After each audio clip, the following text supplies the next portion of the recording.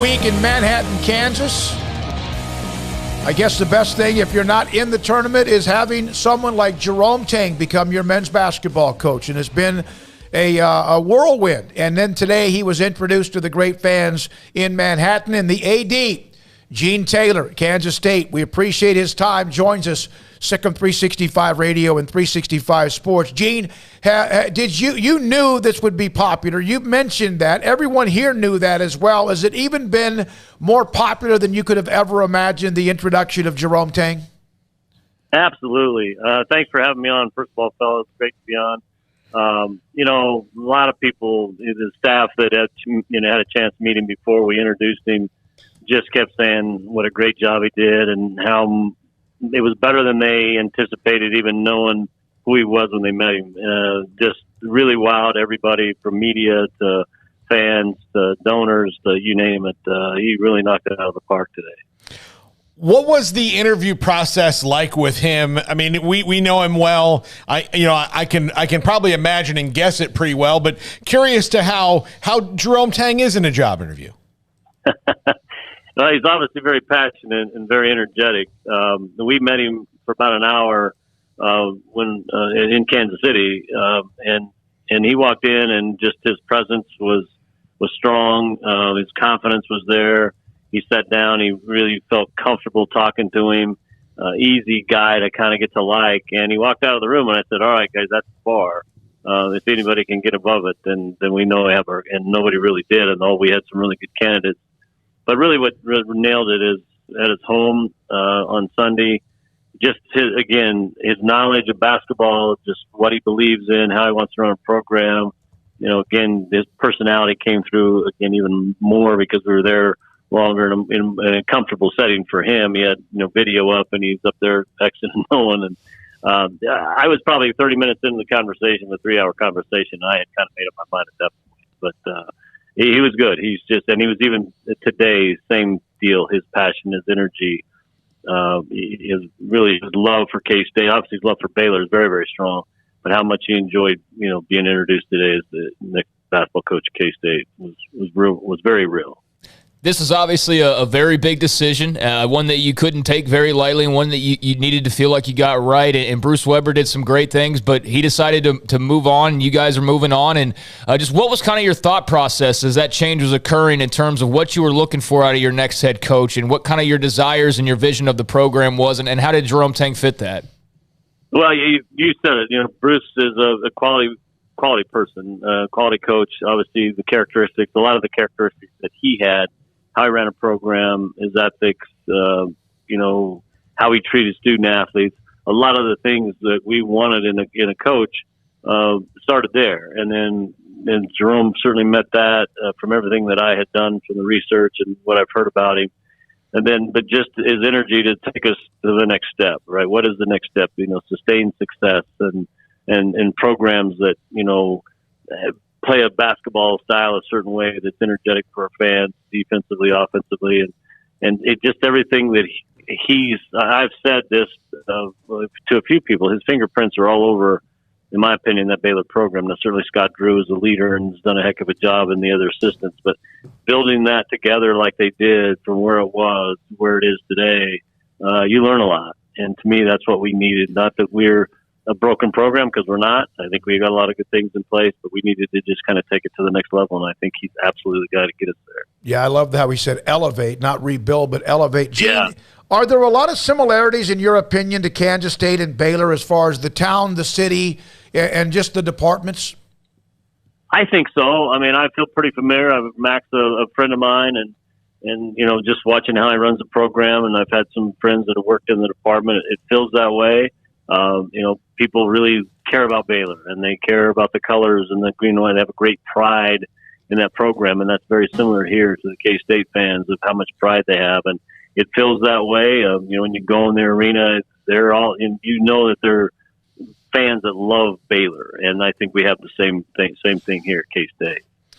You have a football coach in Chris Kleiman who is a very passionate players coach. Jerome Tang the same way. Obviously, leadership and you and the president and everybody that's going to be there, wants the same kind of thing. But how important is to have, not similarity, but synergy between athletic programs and coaches who all kind of approach things in that kind of way? Well, in my opinion, it's critically important. The coaches support each other, right? And that's certainly what we've had. Chris, I took Coach Tang up just a little while ago to the football offices. Coach Kleiman wanted him to come up. He introduced him to all the staff. There was a lot of conversation. And, he did say this in his interview. He's a big football guy. Apparently, he spent a lot of time on the Baylor football practice field. And, Coach Rule and Chris are good buddies, and they talked about it. So, and that's good, and that's what we need. Our baseball coach supports football, and our women's basketball coach supports men's basketball, and that's what makes all programs successful if we're all in it together, kind of, promoting the same thing and the same, qualities and the same belief, and he's going to add to that in a big way, no question. Now that you mentioned it, I seem to recall, what was the spring game last year where he and Scott Drew were opposing play callers? Yeah. He told that story today. He said he knew Scott was going to go deep, so he blitzed, and he felt he won the play call, and that's what he said. So. Well, for you guys, you got to hope he still is able to predict that way when they meet up. That'll come in handy for sure. You have been in the Big 12 now for, around 5 years. How would you summarize those 5 years being in the Big 12?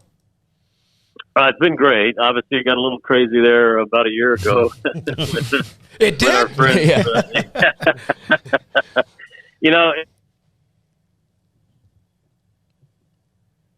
we got a couple of new ones now. The presidents, really care about this league. I think it's one of the best leagues in the country, and in some of our, top sports, and across the board, in my opinion. But I've just been really pleased in how well we work together. And even through last year, as tumultuous as it was, we came together, the 8 remaining institutions, and found a way to work through it. Bob did a great job leading us through it. We've got, in my opinion, 4 really good schools coming in.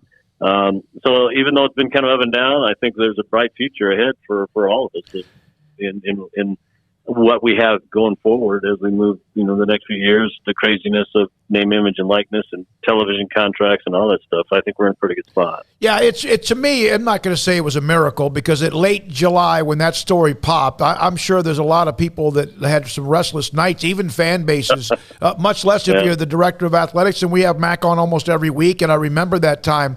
Were you surprised that you were able to, the entire conference, those remaining and Bob Bowlesby, turn it around as quickly as you did to get those 4 into the future, at least starting in 2023 and beyond? I was initially, honestly, like you said, there were some sleepless nights, and, as there was the conversations about who's going to go to another conference, we were one of the schools that kind of weren't mentioned, and it makes you, wait a minute here.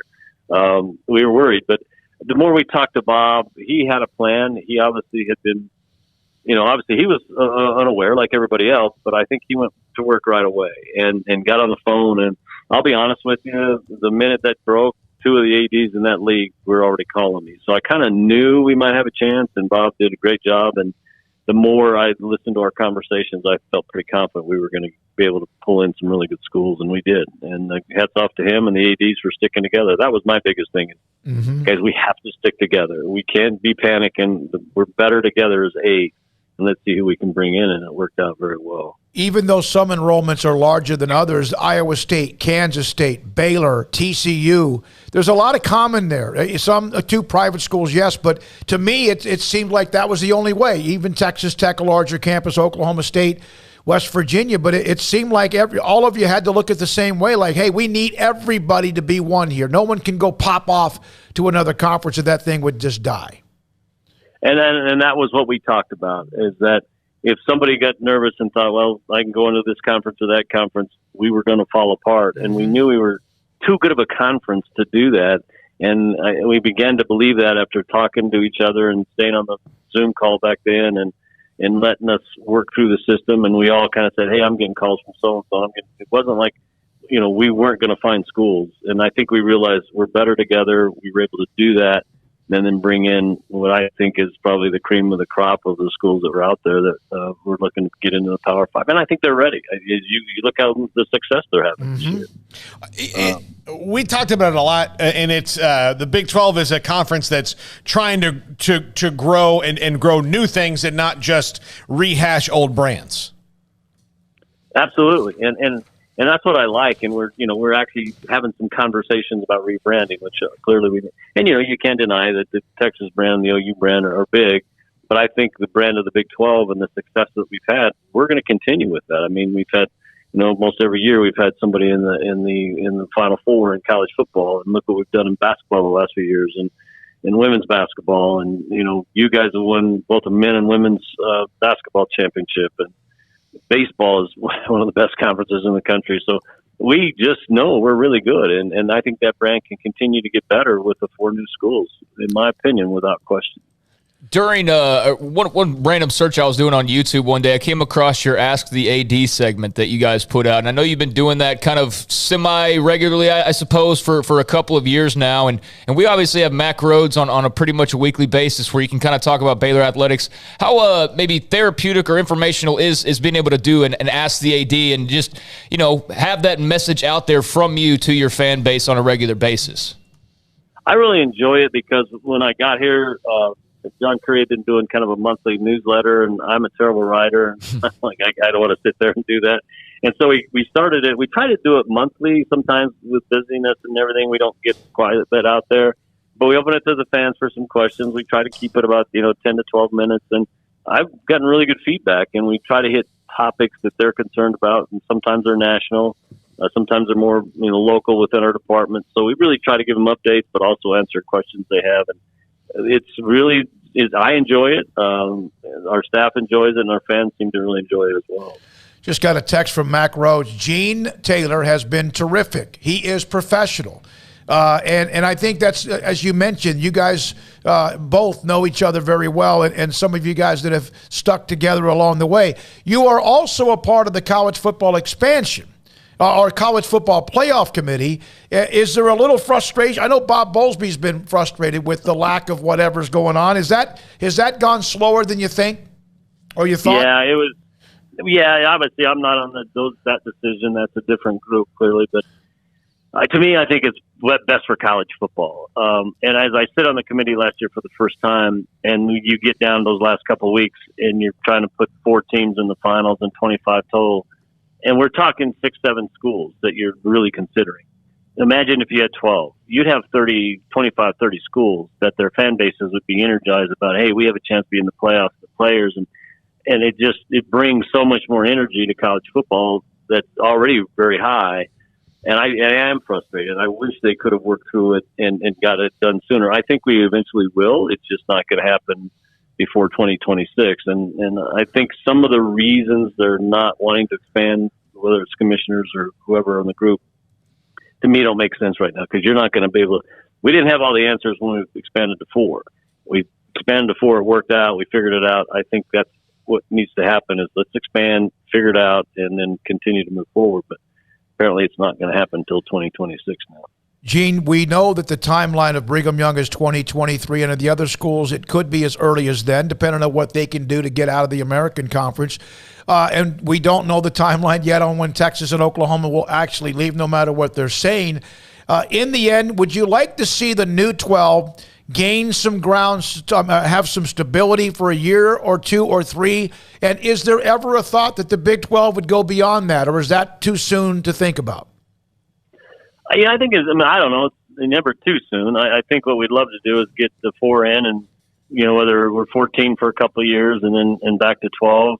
Either one. But I think we want to establish ourselves. But I won't say, you never say never, right? I would have felt we were sitting there pretty comfortable that Texas and Oklahoma wouldn't go. But so you got to be prepared, and you have to keep ready and be nimble. And I think we've got to get these 4 schools in here, get some schedules established, and get some championships established, and then continue to consider other options out there.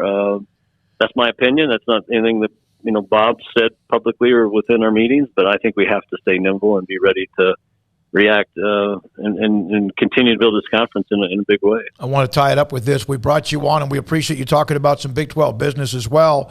But today, Jerome Tang was introduced, and we'll have him on eventually. I'm telling you, you know this. He's just incredible. When was the first time you ever met him? Was it when you were in Kansas City?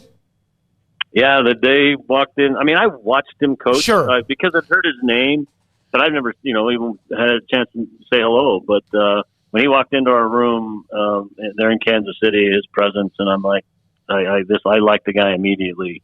And by the way, tell Mac, I'm sorry I didn't, I haven't paid him for all the compliments. I'll tell him I'll get the same a little bit later.